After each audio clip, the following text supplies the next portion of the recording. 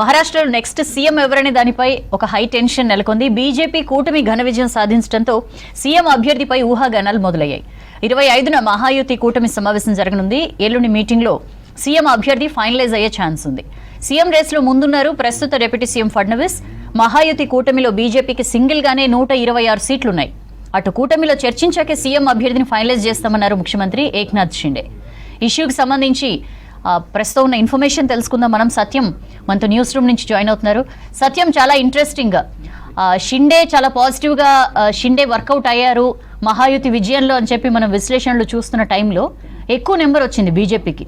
So ఇప్పుడు ఎవరుంటారు CM candidate ఎవరు అవ్వచ్చు అన్న ఇంట్రెస్టింగ్ చర్చ నడుస్తోంది. ఏంటి సమీకరణాలు ఎలా ఉన్నాయి, ఎవరికి అవకాశాలు ఉన్నాయి?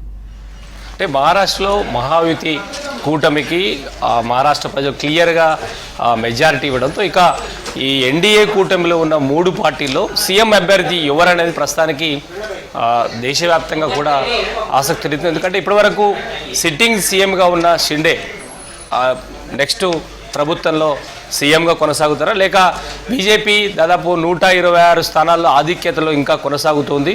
అంటే మ్యాజిక్ ఫిగర్కు 145లో 126 స్థానాల్లో బీజేపీ అత్యధిక స్థానాలు సాధించింది. కాబట్టి బీజేపీ అభ్యర్థిని ఈసారి సీఎం అభ్యర్థిగా ప్రకటన చేస్తుందా, లేదంటే అజిత్ పవార్ ఎన్సీపీ ఈ కూటమిలో ఉంది కాబట్టి ఆయన ఎలాంటి డిమాండ్ చేస్తున్నారు, సీఎం ఎవరు అనేది మాత్రం ప్రస్తుతానికి మహారాష్ట్ర రాజకీయాల్లో ఆసక్తి రేపుతుంది. ఎల్లుండి బీజేపీ ఈ ఎన్డీఏ ఎమ్మెల్యేలతో ఎల్పీ సమావేశం ఉంది. ఎల్లుండి సమావేశంలోనే ఎల్పీ నాయకుడిని ఎన్నుకుంటారు. రేపు బీజేపీ జాతీయ పార్టీకి సంబంధించిన ఎన్నికల పరిశీలకులు ముంబైకి చేరుకుంటారు. ఎల్లుండి ఈ ఎల్పీ సమావేశంలో సీఎం అభ్యర్థి ఎవరనే ఒక క్లారిటీ వచ్చే అవకాశం ఉంది. 26 లోపు అంటే మంగళవారం లోపు కొత్త ప్రభుత్వాన్ని ఏర్పాటు చేయాలనే ఒక ఇప్పటికే కేంద్ర ప్రభుత్వం నిర్ణయించిన నేపథ్యంలో సోమవారం రోజు పూర్తిగా కొత్త సీఎం ఎవరనేది మాత్రం ఒక క్లారిటీ వచ్చే అవకాశం ఉంది. కానీ ఎవరిని సీఎం అభ్యర్థిగా బీజేపీ జాతీయ కేంద్రంలో అధికారంలో బీజేపీ అభ్యర్థిగా ఎంపిక చేసుకుంది. ఎందుకంటే ఈ మహాయుతి కూటమిని పూర్తిగా అంటే ఎన్నికల జరిగిన తీరును పరిశీలిస్తే పూర్తిగా బీజేపీ లీడ్ చేస్తూ కొనసాగించింది. ఇక ఫడ్నవీస్ విషయంలో ఆయన గతంలో పూర్తికాలం ముఖ్యమంత్రిగా పనిచేశారు. ఈ ప్రభుత్వంలో కూడా ఆయన డిప్యూటీ సీఎంగా ప్రస్తుతానికి కొనసాగుతున్నారు.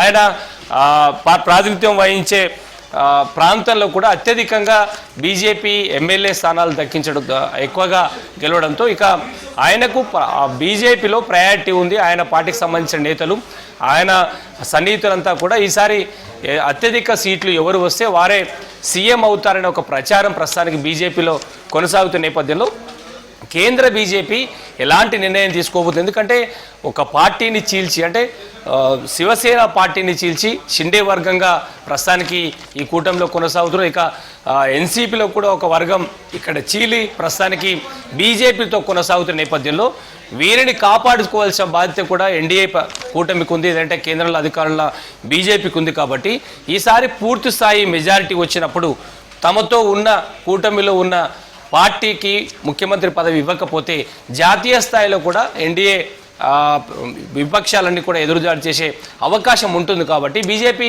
ఎలాంటి నిర్ణయం తీసుకోబోతుంది, పార్టీ అధ్యక్షుడిగా డిప్యూటీ సీఎంగా ఉన్న ఫడ్నవీస్ని ఆయన పార్టీ కోసం పనిచేయడము, ఇటీవల పార్లమెంట్ ఎన్నికల్లో మొత్తం పార్లమెంట్ 48 స్థానాల్లో ఎన్డీఏ కూటమికి కేవలం 17 పార్లమెంటు స్థానాలు వచ్చినప్పుడు ఆ పార్టీ అధ్యక్ష పదవికి తాను రాజీనామా చేస్తామని ఫడ్నవీస్ దానికి బాధ్యత వహిస్తూ రాజీనామా చేస్తానని ప్రకటన చేశారు. కానీ పార్లమెంట్ ఎన్నికల అత్యధికంగా విపక్ష కూటమికి ఎక్కువ సీట్లు వచ్చినా ఆ తర్వాత జరిగిన అసెంబ్లీ ఎన్నికల్లో ఇప్పుడు వస్తున్న ఫలితాల్లో బీజేపీ కూటమికి ఈజీగా ప్రభుత్వం ఏర్పాటు చేయడంలో ఫడ్నవీస్ పాత్ర చాలా కీలకంగా ఉందనేది మాత్రం ఈ కూటమి సభ్యులు చెప్తున్నారు. ఎందుకంటే బీజేపీలో అన్ని నియోజకవర్గాలకు సంబంధించిన ఎమ్మెల్యే అభ్యర్థులు ఉన్న కూటమి పార్టీలకు సీట్లు కేటాయించినప్పుడు బీజేపీ నుంచి వచ్చే అసంతృప్తులను సద్దుమనపడంలో బీజేపీని ఈ కూటమికి అనుకూలంగా ప్రచారం చేయించడంలో కూడా ఫడ్నవీస్ చాలా కీలకంగా పనిచేశారని బీజేపీ భావిస్తుంది. కానీ ఇప్పుడు ప్రస్తుతానికి సిట్టింగ్ సీఎంగా ఉన్న ఏక్నాథ్ షిండేని కాదని బీజేపీ సీఎం అభ్యర్థిని అనౌన్స్ చేస్తుందా లేదా అనేది మాత్రం ఒక ఉత్కంఠ రేపుతుంది. ఇది బీజేపీ ఎలాంటి నిర్ణయం తీసుకుంటుంది, పార్టీ కోసం పనిచేసిన నాయకుని సీఎం అభ్యర్థిగా ఎంపిక చేస్తుందా, లేదంటే కూటమిలో ఉన్న పార్టీల కోసం ఈసారి కూడా పార్టీ సీఎం పదవిని త్యాగం చేస్తుందా అనేది మాత్రం ప్రస్తుతానికి ఆసక్తి రేపుతున్న అంశం. బీజేపీ ఎలాంటి నిర్ణయం తీసుకోబోతుంది, ఎల్లుండి జరగబోయే ఎల్బీ మీటింగ్లో సీఎం అభ్యర్థి ఎవరనేది మాత్రం పార్టీ కీలక నిర్ణయం తీసుకునేటం కూడా బీజేపీ ప్రకటన చేస్తుంది. ఇక ఇప్పటివరకు ఉన్న షిండే కూడా ప్రకటన చేశారు. ఈ ఒప్పందంలో భాగంగా కూటమి సభ్యులుగా ఉన్న ఇటు బీజేపీ, షిండే సేన, అదేవిధంగా అజిత్, ఎన్సీపీ ఈ కూటమికి సంబంధించిన ముగ్గురు నేతలతో కీలక సమావేశం ఉంది. ఆ సమావేశం తర్వాతనే సీఎం అభ్యర్థి ఎవరనేది ఒక క్లారిటీ వస్తుంది. ఆ ప్రకటన తర్వాత అంటే మూడు పార్టీలకు సంబంధించిన నేతలు ఒక క్లారిటీతో ఉన్నారు, ఎలాంటి ఇబ్బంది లేదు. ఫలితాలు వచ్చిన తర్వాత ఒక నిర్ణయం తీసుకున్న తర్వాతే సీఎం అభ్యర్థిని అనౌన్స్ చేస్తారంటూ కూడా ప్రస్తుతం సిట్టింగ్ సీఎం ఉన్న షిండే ఒక ప్రకటన చేశారు. ఇక అజిత్ పవార్ కూడా ఎలాంటి విభేదాలు లేవు, కూటమిలో సీఎం అభ్యర్థి విషయంలో కూడా తమకు ఎలాంటి శశబిషాలు లేవు కాబట్టి కూటమి నిర్ణయించిన అభ్యర్థి సీఎం అవుతారని ఒక ప్రకటన వచ్చే అవకాశం ఉంది.